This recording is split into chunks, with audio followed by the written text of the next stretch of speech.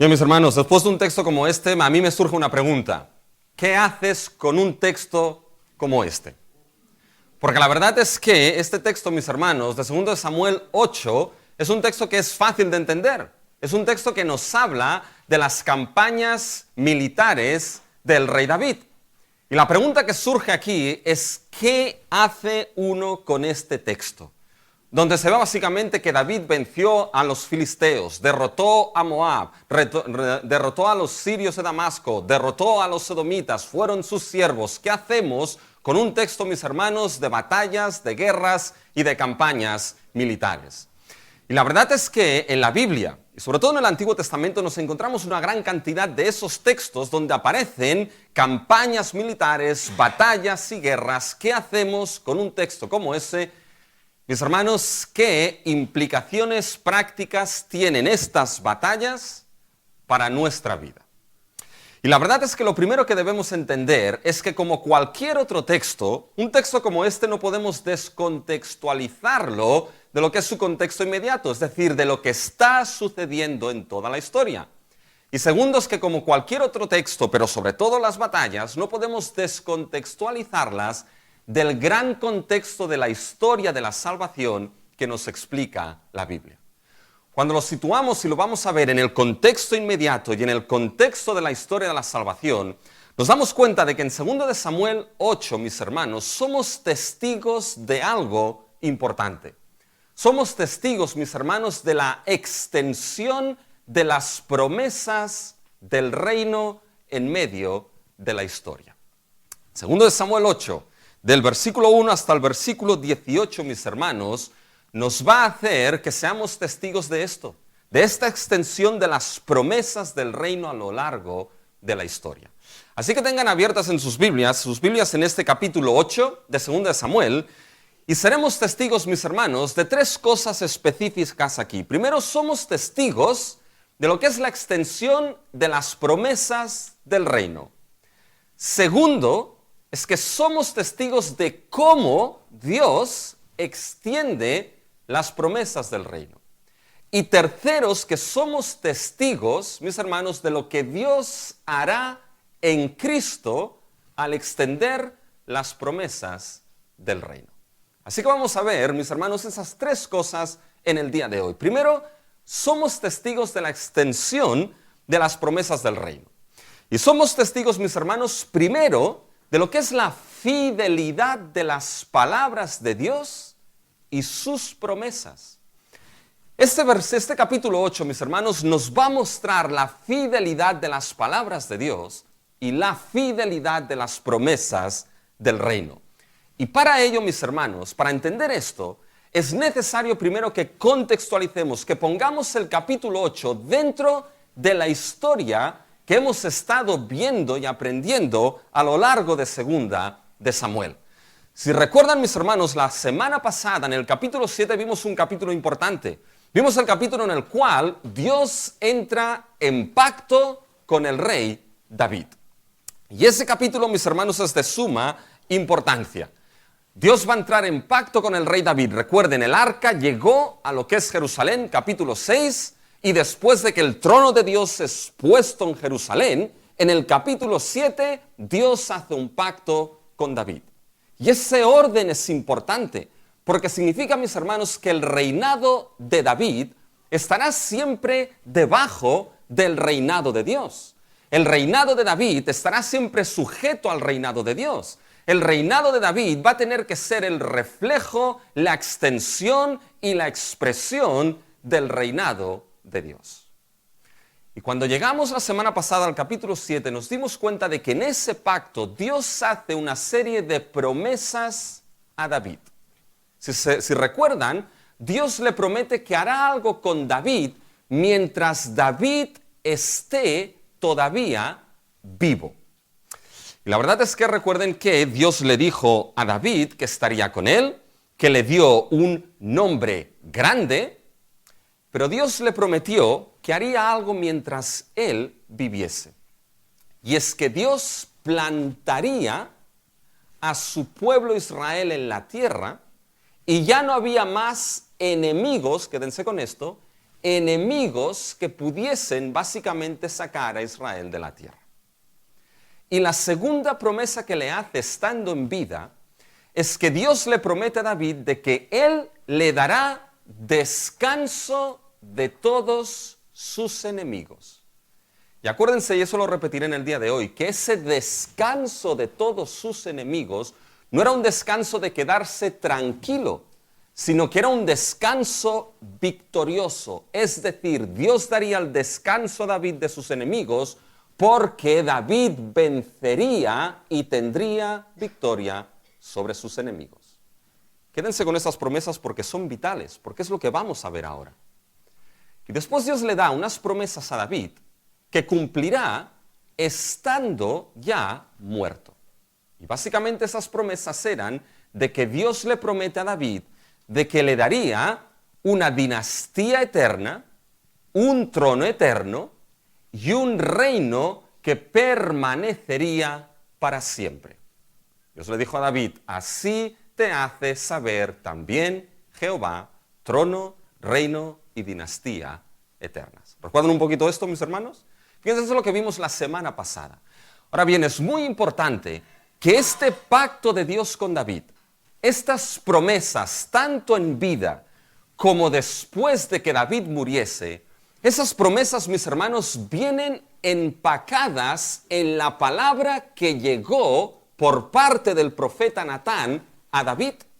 Es decir, esas promesas son la palabra de Dios que llega a David.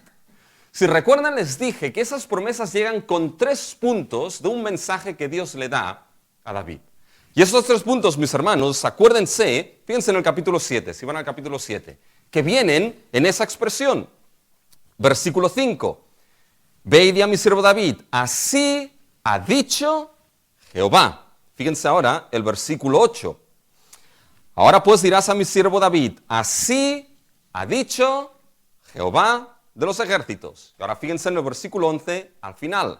Asimismo te hace saber Jehová que él te hará casa. ¿Se dan cuenta? Así ha dicho Jehová. Así ha dicho Jehová. Asimismo te hace saber Jehová. ¿Se dan cuenta, mis hermanos? Hay un énfasis en que lo que llega a David, ¿qué es, mis hermanos? No es palabra de hombre. No es palabra del profeta Natán. Es palabra de Dios. Y mis hermanos, David entendió esto. David reconoció que la palabra que le había llegado era la palabra de Dios. Y lo reconoció de una manera sumamente enfática. Porque si recuerdan la segunda parte de ese capítulo 7, es que David responde en adoración a Dios a la palabra que le ha llegado por parte de Dios. Y en esa respuesta, mis hermanos, no vimos todo el capítulo, evidentemente, por amor a ustedes y por el tiempo, pero si pensaban que se escapaban de esa parte, no se escapan, mis hermanos. Porque ¿saben qué voy a hacer? La voy a recuperar ahora, mis hermanos. Porque es importante ver esa respuesta, es muy importante, mis hermanos. Así que en este primer subpunto debemos pasar más tiempo en el capítulo 7 que no en el capítulo 8. Porque la respuesta de David a la palabra que le llega de Dios, lo que vemos, mis hermanos, es el énfasis marcado que hay en la palabra de Dios y en las promesas que vienen en esa palabra. Y fíjense, mis hermanos, si van al capítulo 7, fíjense en los versículos 21 y 22, que es lo que dice David. Todas estas grandezas has hecho por tu palabra y conforme a tu corazón, haciéndolas saber a tu siervo. Por tanto, tú has engrandecido, Jehová Dios, por cuanto no hay como tú, ni hay Dios fuera de ti, conforme a todo lo que hemos oído. Fíjense, mis hermanos, lo que dice aquí David, como se focaliza en la palabra de Dios. Todas estas grandezas has hecho, ¿por medio de qué?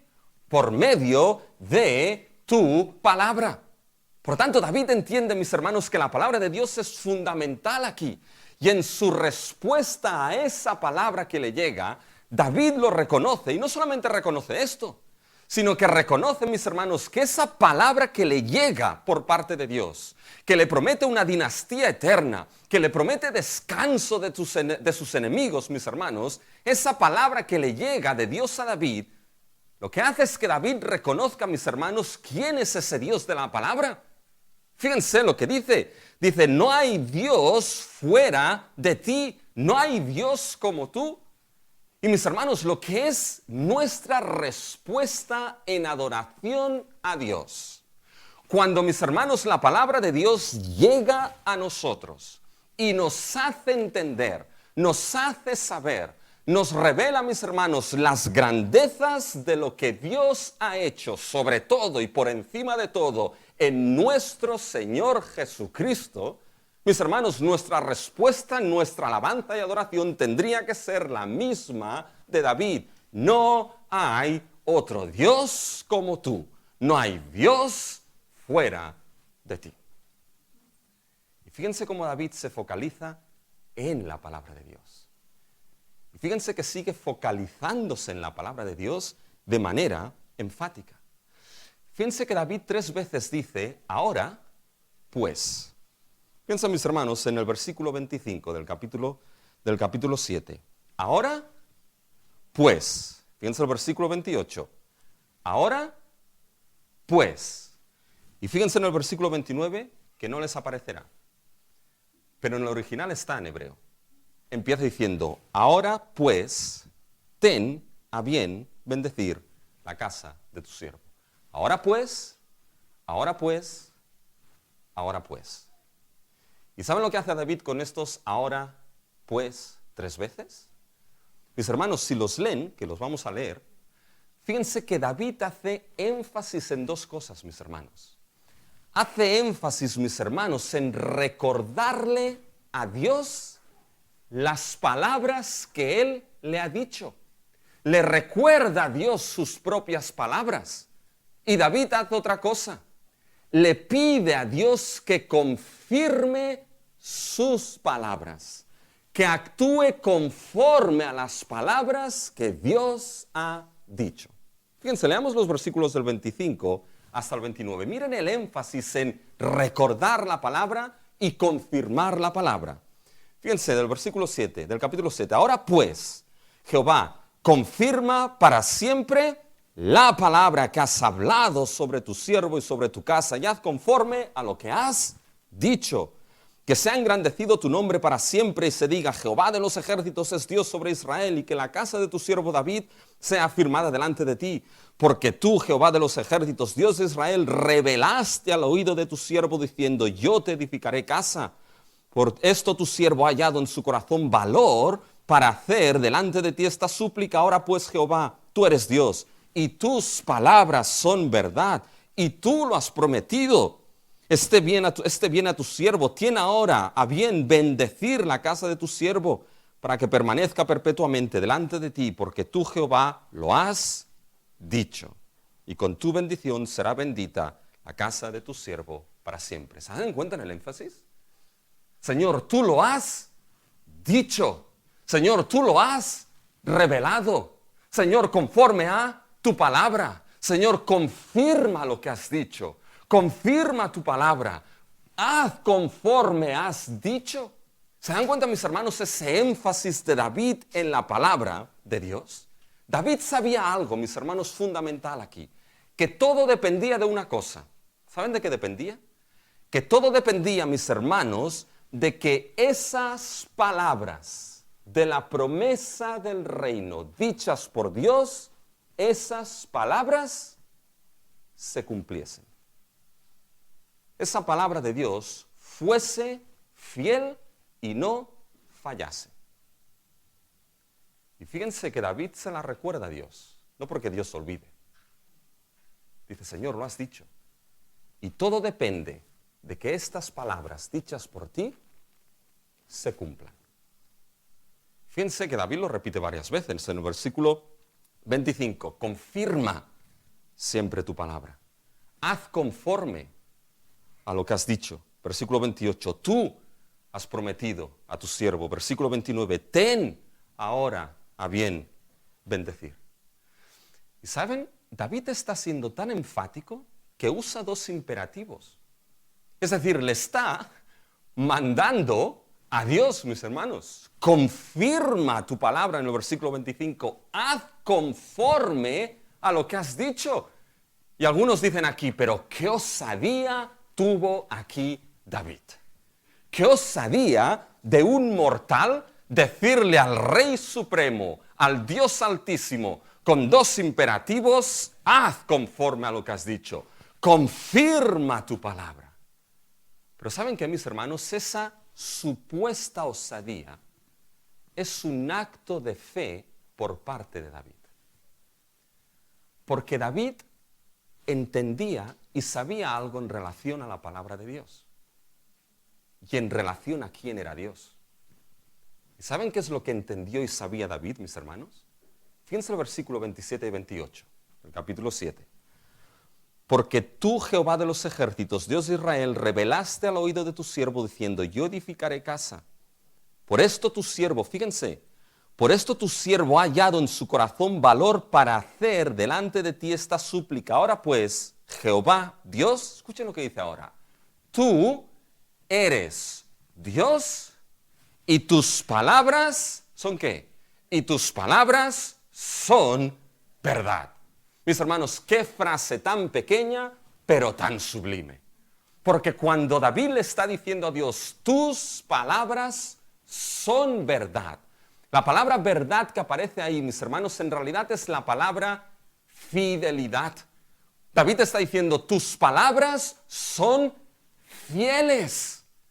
¿Y qué significa que algo es fiel, mis hermanos? Significa que es algo que no falla, que es plenamente confiable, que no dudes que no va a fallar y que no va a engañarte ni guiarte al error en ningún momento. Aquello que es plenamente y absolutamente verdad, puedes fiarte de ello. Déjenme que les pregunte, ¿uno puede fiarse de un hipócrita? ¿Por qué? Porque no hay verdad en el hipócrita. Pero aquello que es verdad de manera absoluta es plenamente confiable. Y fíjense que aquí no cambien el orden de la ecuación. Tú eres Dios. Y porque Él es Dios, entonces las palabras de Dios son ¿qué? Son verdad. Mis hermanos, Dios es la verdad absoluta. Dios, mis hermanos, es fiel de manera absoluta. Dios es perfecto de manera preciosa y absoluta, mis hermanos. Si hay absolutos en Dios, es la verdad, es perfecto, es fiel. Y toda palabra entonces que sale de la boca de nuestro Dios, que sale de la boca del Dios que es perfecto y es verdad, todas sus palabras son verdaderas y fieles. Por lo tanto, no hay dudas en la palabra de Dios. Dios y su palabra no va a fallar en ningún momento. Dios no va a fallar en nada de lo que ha dicho. Ni una jota, ni una tilde de ninguna de las palabras que Dios ha dicho va a fallar. Por eso David tiene la confianza de decirle en el versículo 29, ten ahora a bien bendecir la casa de tu siervo. ¿Saben qué le dice David a Dios? Que tu palabra no vuelva a ti vacía. Dios mío, haz lo que tu palabra y tus promesas han dicho. Y si yo les pregunto ahora, ¿y qué certeza tenemos aquí de que las palabras de Dios fueron fieles? ¿Saben qué certeza tenemos? Aquí entra el capítulo 8. ¡Pam! En medio del argumento. No le prometió Dios a David, plantaré a mi pueblo y los enemigos no lo molestarán. ¿Qué vemos en el capítulo 8? David derrotando a los enemigos. No le prometió Dios a David, te daré descanso de tus enemigos. Descanso victorioso. ¿Qué es lo que vemos en el capítulo 8? Dios, mis hermanos, dando victoria a David sobre sus enemigos. Y 2 veces lo dice el capítulo 8. Fíjense, mis hermanos, en el versículo 6 del capítulo 8. Al final, y Jehová dio la victoria a David por donde quiera que fue. Fíjense en el versículo 14, mis hermanos, al final. Y Jehová dio la victoria a David por donde quiera que fue. ¿Se dan cuenta de lo que vemos en el capítulo 8, mis hermanos? No vemos simplemente batallitas. Lo que vemos, mis hermanos, es las palabras de Dios y las promesas de Dios que le dio en el capítulo 7, cumpliéndose y siendo fieles. Te daré descanso de tus enemigos. Y aquí es lo que aparece en el capítulo 8, mis hermanos. El capítulo 8 lo que nos muestra es a un Dios que es fiel a su palabra. Y lo que nos muestra, mis hermanos, son unas palabras, la palabra de Dios y sus promesas que son fieles y se cumplen, mis hermanos. ¿Se dan cuenta? Este capítulo nos hace testigos de la fidelidad de las palabras de Dios y de sus promesas. Y eso, mis hermanos, es algo de gran confianza y grandioso para nosotros como iglesia y como creyentes. Porque déjenme que les diga algo ahora, mis hermanos. David solamente vio parte de esto. Parte de esta fidelidad, parte de este cumplimiento. Pero mis hermanos, ustedes y yo vemos mucho más en la historia de la salvación de lo que David vio. Porque, mis hermanos, nosotros ahora somos capaces de ver cómo finalmente Dios llevó esas palabras de su reino y esas promesas de su reino a cumplimiento sublime y perfecto en el Rey de Reyes, en el último David, en nuestro Señor Jesucristo, mis hermanos. Y vemos, mis hermanos, como en Cristo lo veremos, venció y dio victoria plenamente a su Rey sobre los enemigos de nuestra alma. Y cuando vemos, mis hermanos, a Cristo crucificado en aquella cruz, dando su sangre y vertiendo su sangre para perdón de pecados, cuando vemos al Cristo resucitado, victorioso y ascendido al cielo, al trono celestial, mis hermanos, ¿saben lo que estamos viendo también ahí? Que Dios es fiel a su palabra. Y que Dios dijo que establecería su reino, una dinastía eterna, y ves al Cristo crucificado y resucitado y dices, amén, Dios es fiel a su palabra y a sus promesas. Y mis hermanos, esto es algo que no podemos perder de vista como iglesia. De que su palabra es fiel, de que su palabra no falla. Y podemos hacer lo que David hizo aquí. Podemos tomar las promesas y la palabra de Dios y convertirlas, mis hermanos, en oración. Si alguien se preguntaba cómo orar, aquí hay un ejemplo. La palabra de Dios reconvertida en oración y llevada a Dios. Y decirle, Señor, confirma lo que has dicho. Y si esta palabra no falla, que no falla, y es fiel y digna, has de saber que no va a fallar cuando Pablo escribió a Timoteo y le dijo, esta es palabra fiel y digna de ser recibida por todos, que Cristo Jesús vino al mundo para salvar a los pecadores. Y has de saber que esto no va a fallar si acudes a Cristo con arrepentimiento y fe. Por tanto, vemos la extensión de esas promesas, primero viendo la fidelidad de la palabra de Dios y sus promesas, pero hay otra cosa aquí. Somos testigos también de la extensión histórica de las promesas del reino. Fíjense, ahora es cuando empieza el mensaje, mis hermanos. ¿Ya? Pues estaba en el capítulo 7. El capítulo de hoy era el 8, mis hermanos. Esto era pura introducción. ¿Ya?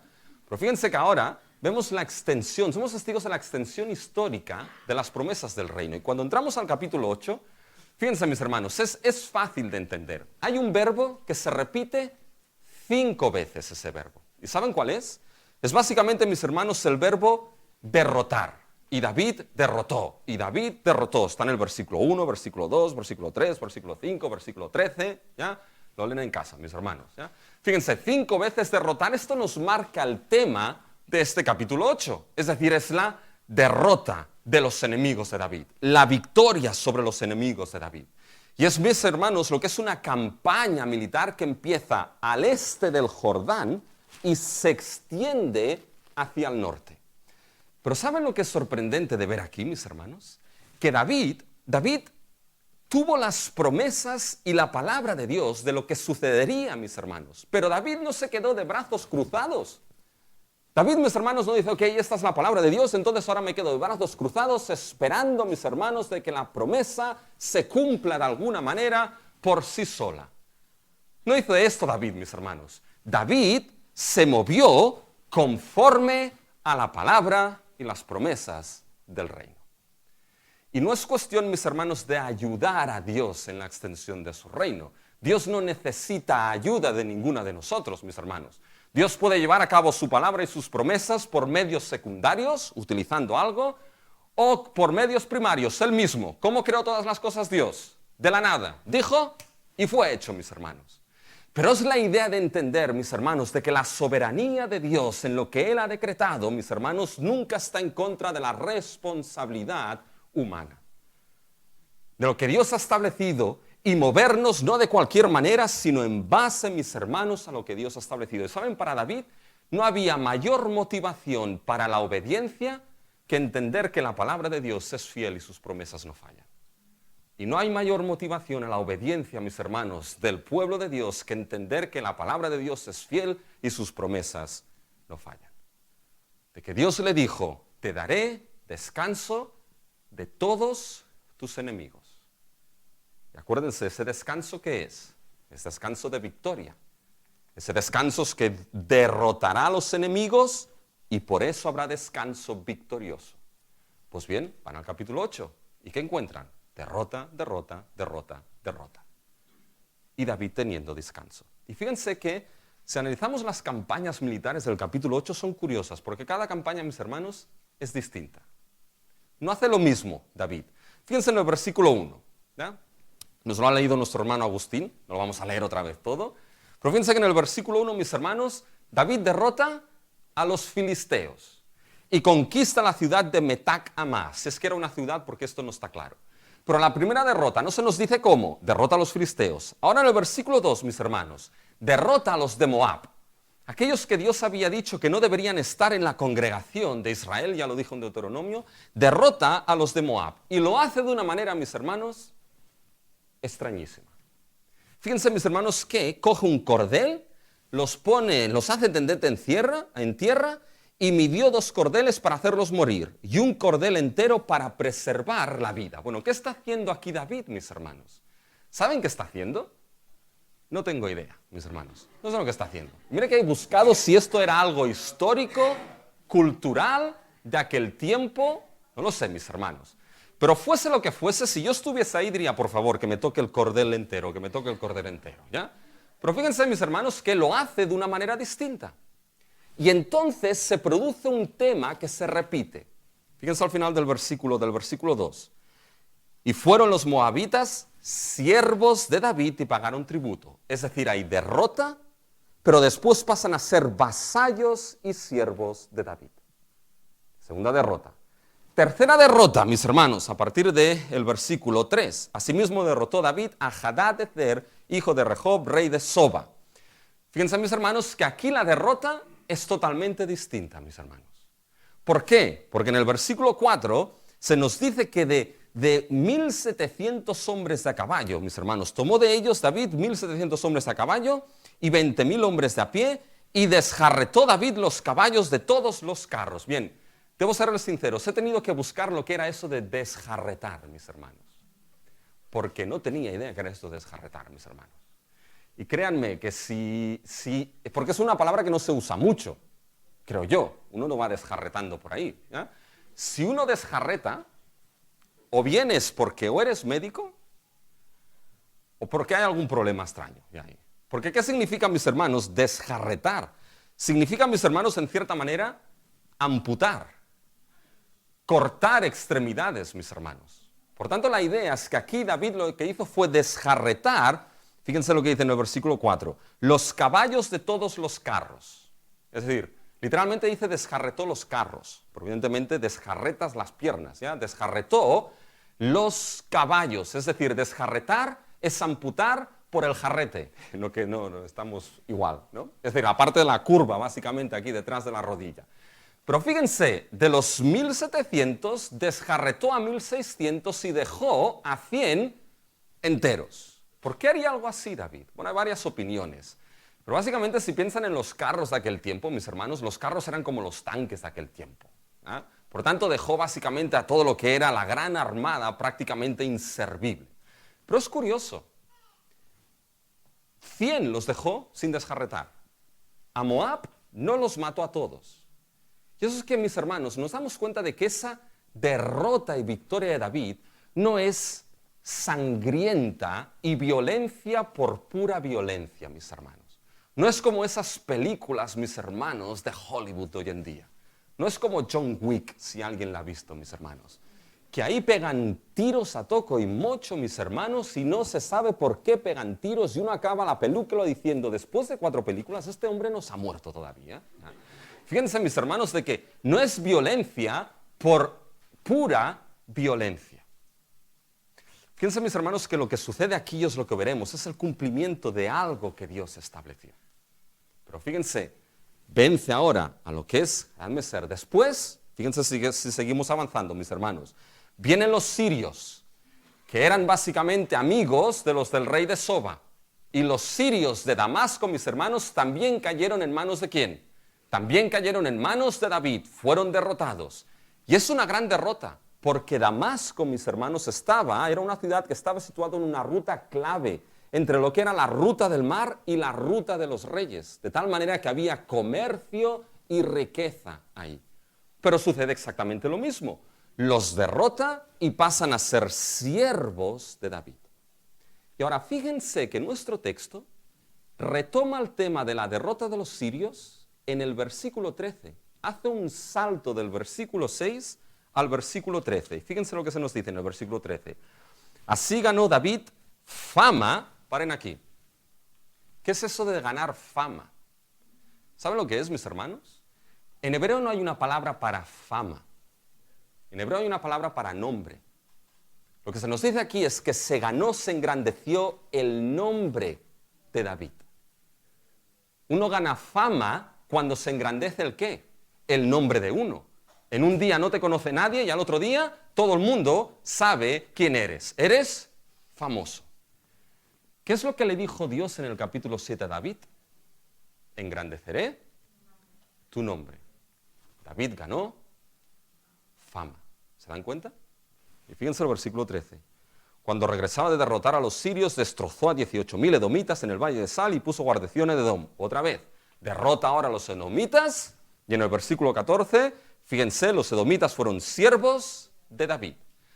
¿Se dan cuenta de lo que vemos aquí, mis hermanos? Todo sucede en estas 3 cosas. Derrota, victoria y ser siervos de David. Pero mis hermanos, no pierdan de vista este segundo subpunto. Es la extensión histórica de las promesas del reino. Dios prometió descanso a David de sus enemigos, engrandecer nombre. Y esto es lo que sucede en el capítulo 8. Pero ¿sucede dónde, mis hermanos? Sucede en la historia misma, la extensión de las promesas del reino, la extensión del reino de Dios, mis hermanos, no se da en una realidad paralela, no se da en un universo paralelo, no se da en un multiverso que está tan de moda hoy en día, mis hermanos, se da en el fundamento de nuestra historia.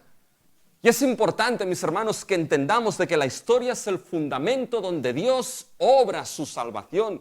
La historia es el fundamento donde Dios trae su gobierno, su autoridad, su reino de victoria y su reino de descanso de todos esos enemigos, mis hermanos. No es en una realidad paralela a la tuya o a la mía, es en la historia, en nuestra historia, mis hermanos. Eso era para David, mis hermanos, y es de suma importancia para nosotros. Porque cuando coges esa historia de la salvación y la estiras, mis hermanos, hasta llegar a Cristo, y escuchas a Cristo diciendo, el tiempo se ha cumplido y el reino se ha acercado, mis hermanos, ese reino que se acercó es precisamente ese reino que vemos cumplido en medio de la historia ya aquí en el capítulo 8 de 2 de Samuel.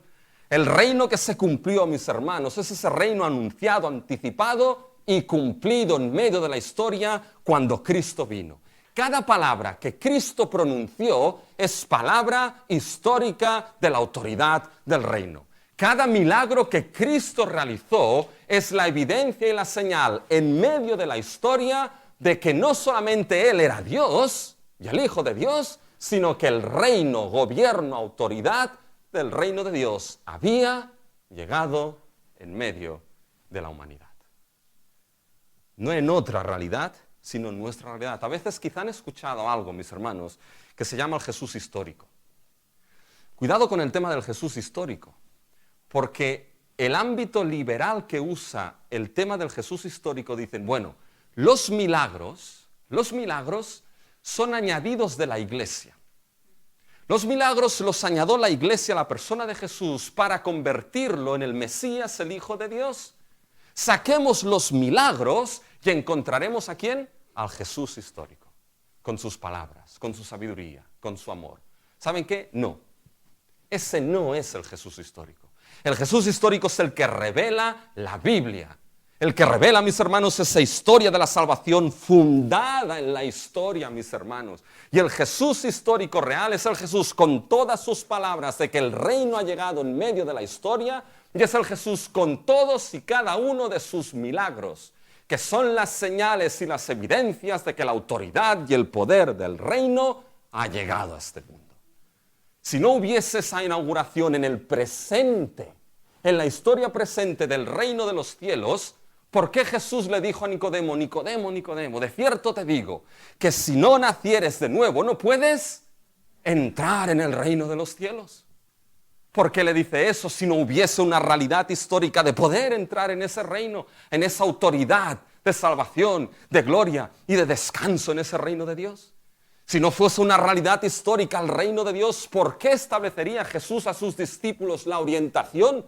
Mas buscad primeramente el reino de Dios y su justicia. Si eso no fuese una realidad histórica, ¿por qué diría buscarlo? Puede ser buscado, puede ser hallado. ¿Se dan cuenta, mis hermanos?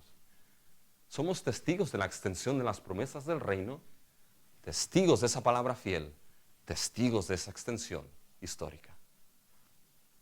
Pero una segunda cosa, dos, somos testigos de otra cosa, mis hermanos. No solamente de la extensión, sino somos testigos del cómo. De cómo Dios extiende las promesas del reino.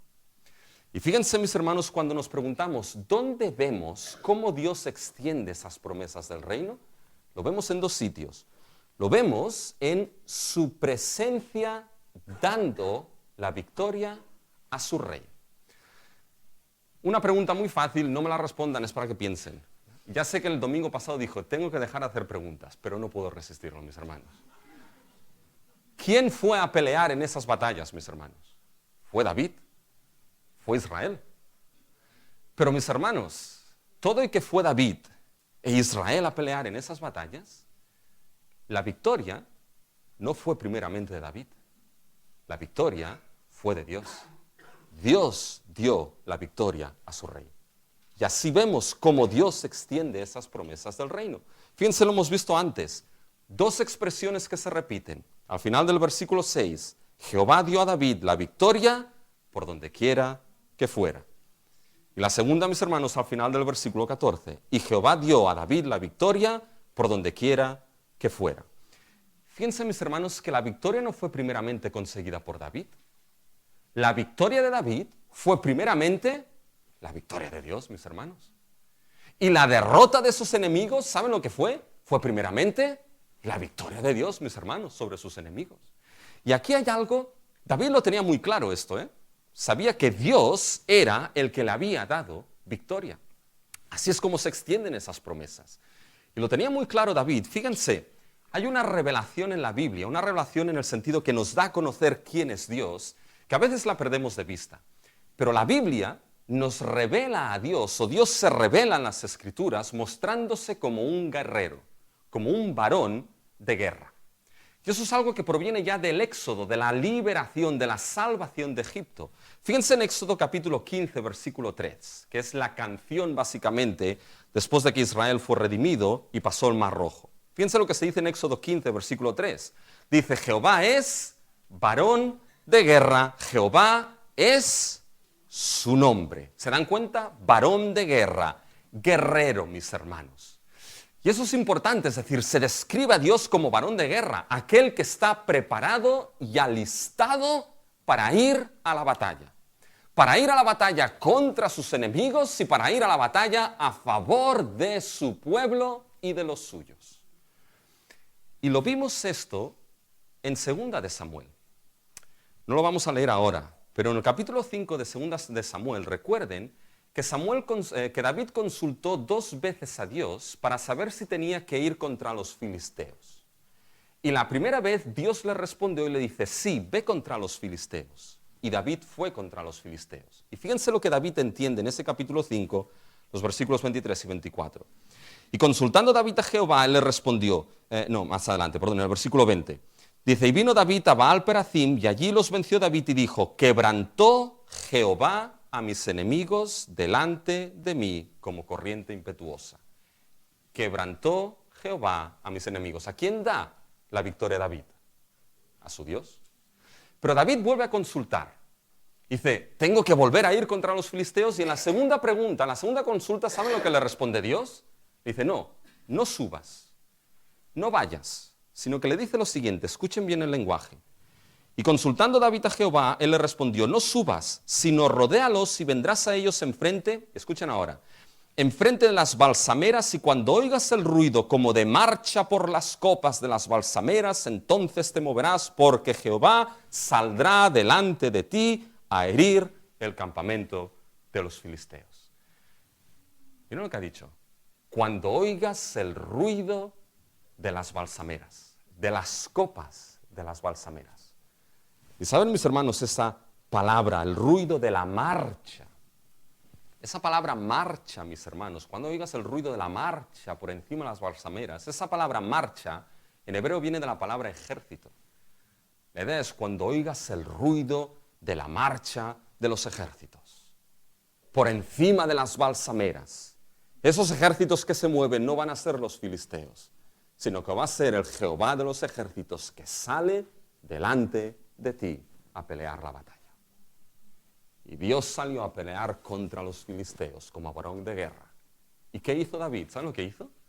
Simplemente, mis hermanos, siguió la traza de la victoria de Dios contra sus enemigos.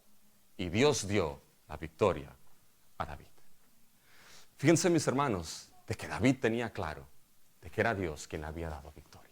Y hay un principio aquí en el reino de los cielos, mis hermanos. El reino de Dios, fíjense que se establece con la derrota de sus enemigos. Dios dando la victoria ¿a quién? La victoria a su rey. Fíjense, déjenme que coja el segundo subpunto para llegar al tercero y lo cierro en aplicación, mis hermanos. Fíjense, quizá alguien aquí puede preguntarse, bueno, nosotros tenemos que ir a salir a pelear contra los enemigos y a tirar cordeles, mis hermanos, como hizo David. Esto encaja dentro de la historia de la salvación, mis hermanos. Ya desde Génesis 3:15, pondré enemistad entre ti y la serpiente. Hay una enemistad, mis hermanos, entre la simiente de la mujer y la serpiente, que lo vamos viendo a la historia de la salvación con Israel y los enemigos, y esto nos lleva, ¿saben dónde? Nos lleva, mis hermanos, a la última simiente de la mujer, que es Cristo, y a la última batalla contra los enemigos finales, Satanás, la muerte, el pecado, en la cruz misma. Por lo tanto, mis hermanos, esa batalla última se ha dado en Cristo, cumplido en Cristo en la cruz. Por lo tanto, no tenemos que ir a salir, mis hermanos, con las espadas, pero sí tenemos que salir con el glorioso evangelio de nuestro Señor Jesucristo, que nos habla de que Dios dio la victoria a su Rey, Cristo Jesús, en aquella cruz. Lo veremos, mis hermanos.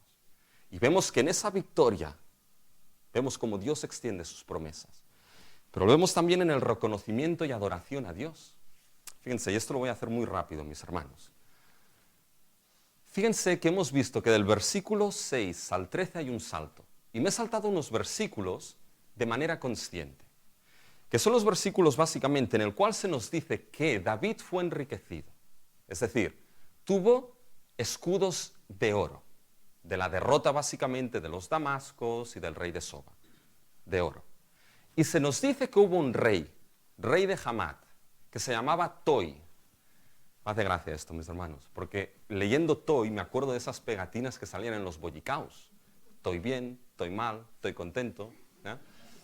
Sí, esto ya sé, sí, me dicen desde hace años, es que ya tengo unos cuantos años, mis hermanos. ¿Ya?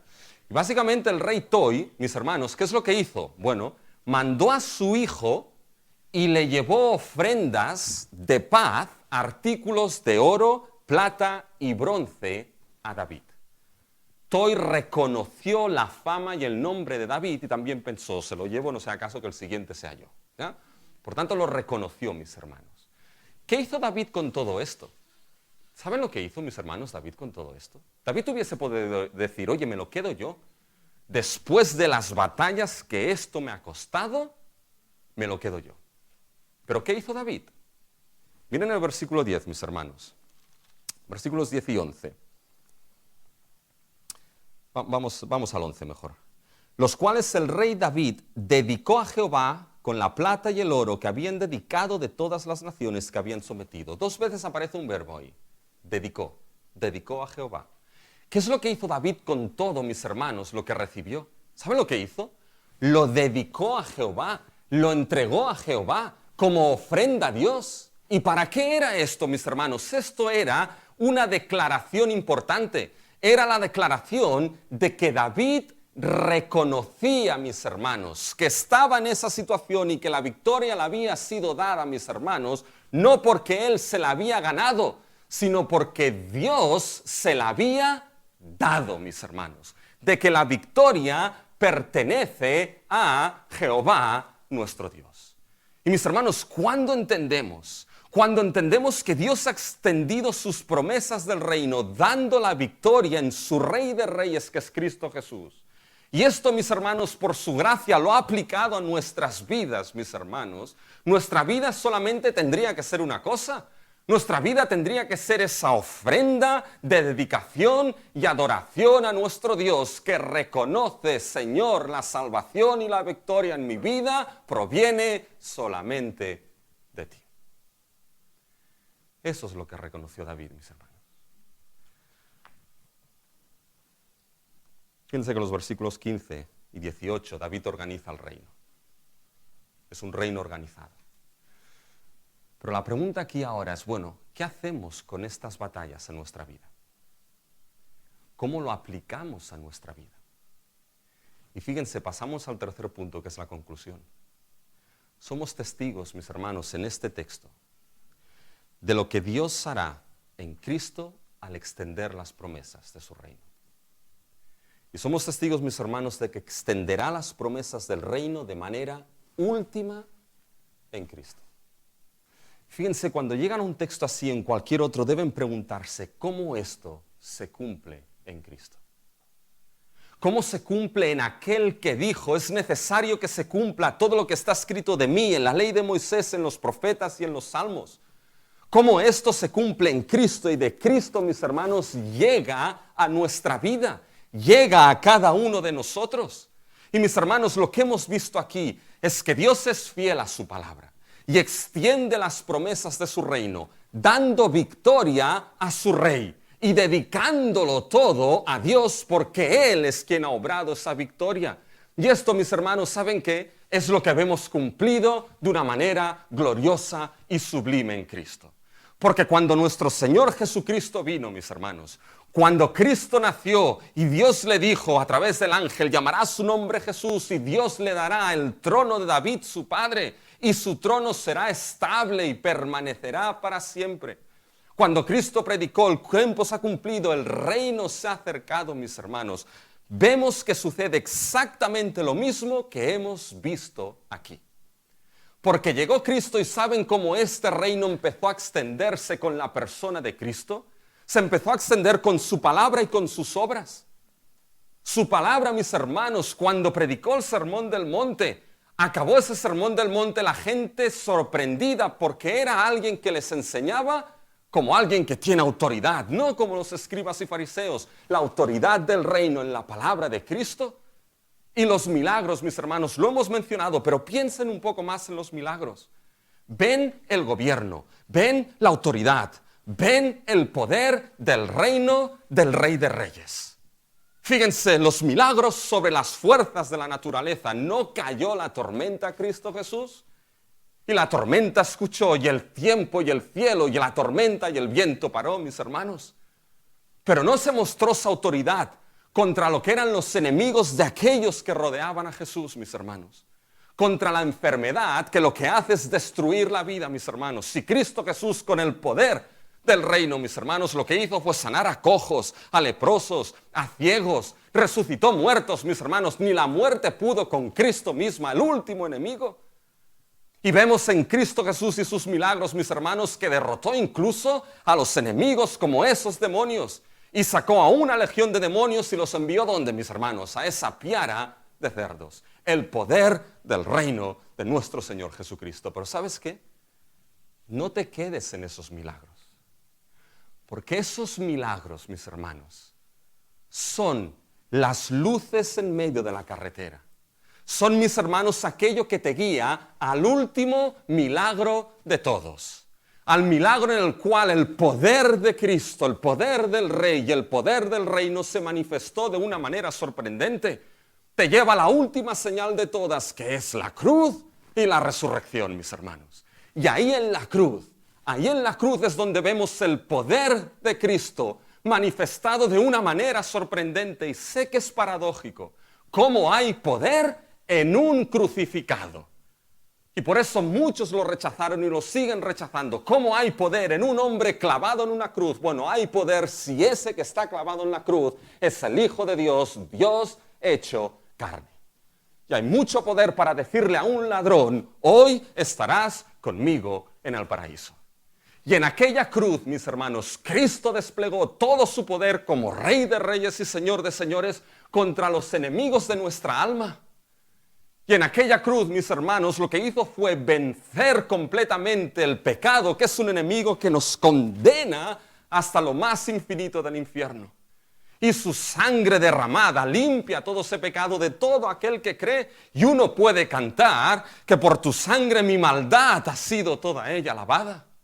Y en aquella cruz venció a la muerte, mis hermanos. La muerte que nosotros, por ser pecadores, merecíamos morir. Y Cristo la murió en nuestro lugar. Y venció, mis hermanos, al enemigo de nuestra alma, que es Satanás. Y ahí aplastó la cabeza de la serpiente. Fíjense, mis hermanos, en Colosenses 2, 14, 15. Anulando el acta de los decretos que había contra vosotros, que nos era contraria, quitándonos de en medio y clavándolo en la cruz, quitó ese acta de pecado en contra nuestro en aquella cruz. Y despojando a los principados y potestades, esos enemigos, los exhibió públicamente. Miren ahora lo que dice Pablo, triunfando sobre ellos en la cruz. Ese es el poder de la cruz. Ese es el poder de nuestro Señor Jesucristo. Ese es el poder de Rey de Reyes y Señor de Señores. Pero ¿saben qué? Cristo no quedó ahí, mis hermanos. Al tercer día, Cristo resucitó. Y mis hermanos, el Padre dio la victoria a su Hijo. El Padre, mis hermanos, dio la victoria al Rey de Reyes y resucitó de los muertos. Y la frase dicha a David puede aplicarse a Cristo. Jehová estuvo con Cristo donde quiera que fue. Estuvo con Cristo en la cruz y le dio triunfo. Estuvo con Cristo en la tumba y le dio triunfo sobre la muerte misma, mis hermanos. ¿Y saben qué? Esta realidad del reino cumplida en Cristo, es un llamado a la iglesia. Es un llamado a ti que eres creyente. Un llamado a la iglesia. Un llamado de entender, mis hermanos, de que verdaderamente nos movemos detrás de la victoria de nuestro Señor Jesucristo y debemos predicar este evangelio en palabra y en vida del triunfo de nuestro Señor Jesucristo, mis hermanos. Pero es un llamado a nuestra vida de entender que si Dios ha cumplido en Cristo estas grandes promesas del reino, también ha establecido tu orientación como creyente en este mundo. La orientación y la prioridad de entender que primeramente es el reino de Dios y su justicia. Que no es primeramente tu trabajo, tus estudios y tus intereses. Y no me malentiendas, debes trabajar, porque si no trabajas no comes. Y debes estudiar, debes ser responsable en esto. Pero plantéate, ¿dónde está la orientación y la prioridad del reino de Dios y su justicia en tu vida. Porque ese llamado está aquí. Pero es un llamado también a todo aquel que no cree, porque el Evangelio, mis hermanos, sigue. Sigue llamando y sigue diciendo que Dios ha dado la victoria a su Rey.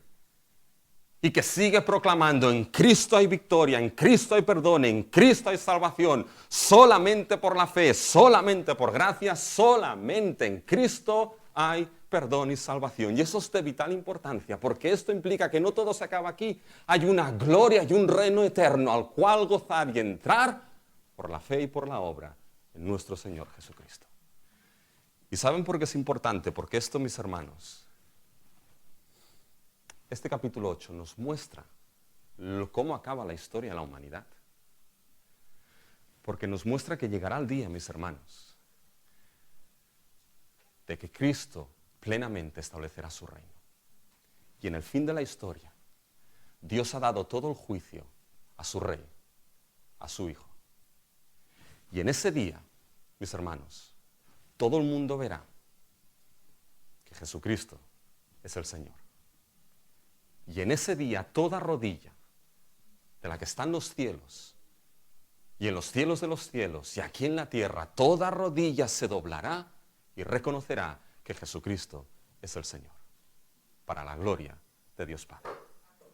La pregunta es: ¿estarás en ese día tú como el rey Toi, que reconoció el gran nombre y victoria que le ha sido dado al rey? ¿O estarás tú en ese día como los enemigos que fueron vencidos por el rey?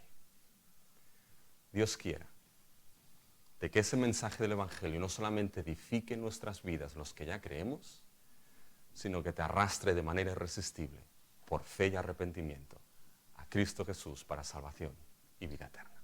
Déjeme acabar en oración.